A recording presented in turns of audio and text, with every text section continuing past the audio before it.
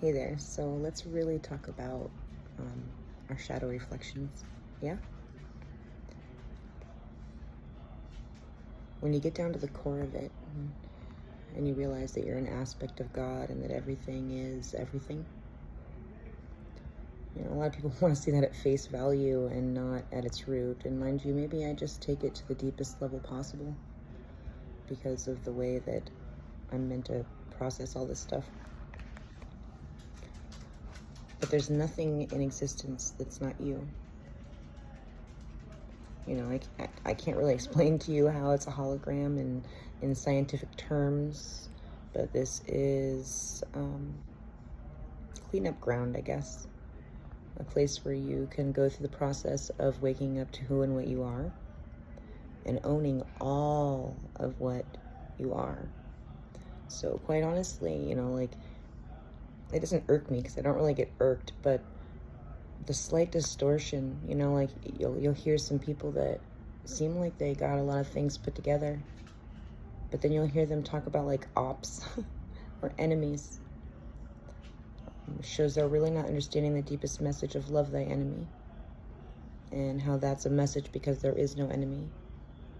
It's all you, it's all shadow reflections stuck here in this time-space reality for you to see, own, love, respect, honor, understand. And it doesn't matter how dark it is. I don't know how far you guys want to get, but you can talk about Dracos, or you can talk about Archons, or some dark race. They're an aspect of God too. There's still a spark of creation. That spark is within everything, even if it was born soulless, so to speak. Everything has a spark of light inside of them, and that is it. That's the essence of what they are. Take yourself back to a spark of light and see how much affects you. Mind you, I'm still one of those people that get affected, but I know what I know while I'm affected. And I allow the emotions and the feelings to flow until I come back to a state of love for whatever I'm totally afraid of in the moment, or whatever it is I think is happening that is outwardly motivated, because, what I said is what I said, but here's the deal. We create all of it too.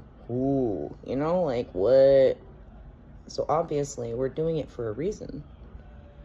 No matter what it is, if all of a sudden fears sneak up because you present something to yourself in some weird fashion in your mind, that's still you creating that. And, the bottom line is that scientifically, we're all fractals of light. Every shade of light you could possibly think of within the density of the blackness of what is us as well in the void. There's no void. There's something in the void too. It's the web that connects everything to everything because everything is everything. And we have a timeline because we're sent here to work some stuff out and bring in all of that information, all of the beauty in which we are these days because of certain scientific things taking place. We're opening portals to places that people just weren't aware of, and they were. And this is a shadow and light situation. And the scientific aspect of it is we're all aiming to make a Merkaba, a beautiful light body. And in biblical terms, we're aiming to fit through the eye of the needle, which is, like a spectrum of light. And only light can pass through the eye of the needle.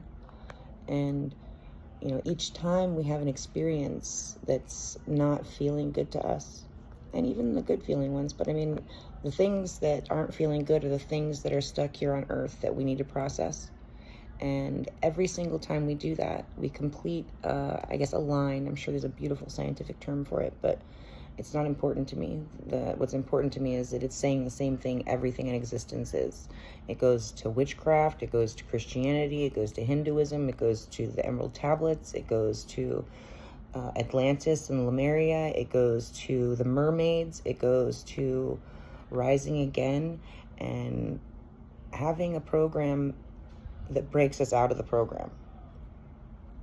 I know that doesn't sound like it makes sense, but it does. And there's ways in which you can form your Merkaba by realizing how that applies to your daily choices. And there's science out there right now that's proving the existence of a soul And it talks about soulless beings and how even they become souls by handling what they can. There are some that have just so much density that they can't allow that in, and that's okay.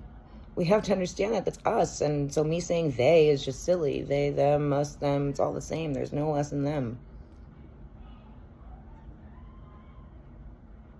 We really need to get this, because when we do, the things that we see will always help us grow. And we will literally be healing our soul at a cosmic level that most people can't even ascertain just yet. But it's really simple. Just be kind, be loving, be compassionate,